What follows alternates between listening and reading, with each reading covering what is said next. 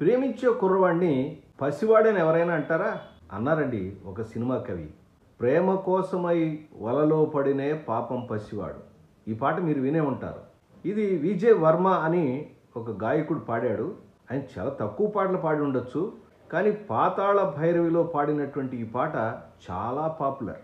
ఎంత పాపులర్ అంటే ఈ రోజుకు కూడా వింటుంటే ప్రేమికుల యొక్క పరిస్థితి, ప్రేమించిన అబ్బాయి ప్రేమించిన అమ్మాయి తల్లిదండ్రులు వాళ్ళ యొక్క పరిస్థితిని మనకి వివరిస్తూ ఉంటుంది ఈ పాట.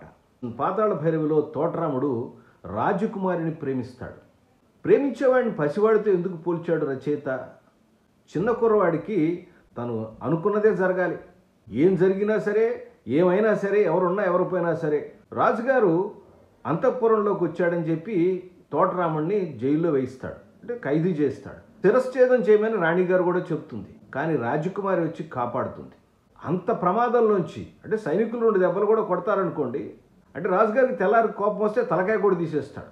అంత ప్రమాదంలో క్షమించి వదిలేస్తాడు. ఆయనకు కూడా సాఫ్ట్ కన్సర్న్ ఉంది.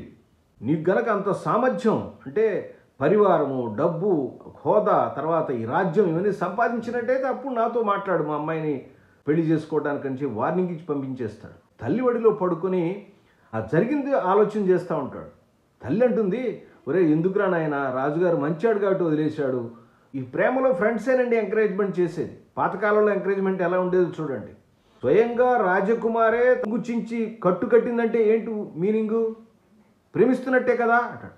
రాజకుమారి తను నిజంగా ప్రేమిస్తుందనే విషయాన్ని పాయింట్అవుట్ చేయగానే ఇక ప్రపంచం మర్చిపోయి లేచి తల్లికి నమస్కారం చేసి, అమ్మ అన్నీ సాధించుకొస్తాను, నన్ను ఆశీర్వదించాను హీరో అంటాడు. అందుకనే రచయిత పెంగళ నాగేంద్రరావు గారు ప్రేమ కోసమై వలలో పడినే పాపం పసివాడు అనేటువంటి మకుటంతో పాట రాశారు. ఇది సిచ్యువేషనల్ సాంగ్కి ఒక బెస్ట్ ఎగ్జాంపుల్. ఈ పాటని, ఈ పర్టికులర్ హాఫ్ అన్ అవర్ పార్ట్ని ఎక్స్ప్లెయిన్ చేస్తూ నేను ఒక ఎపిసోడ్ చేశాను. అది తెలుగు యంగ్ డైరెక్టర్స్లో ఉంది. మీరు కనుక స్క్రీన్ ప్లే గురించి విశేషాలు తెలుసుకోవాలనుకుంటే తప్పకుండా ఆ ఎపిసోడ్ను చూసి మీ అభిప్రాయాల్ని నాకు తెలియచేయండి.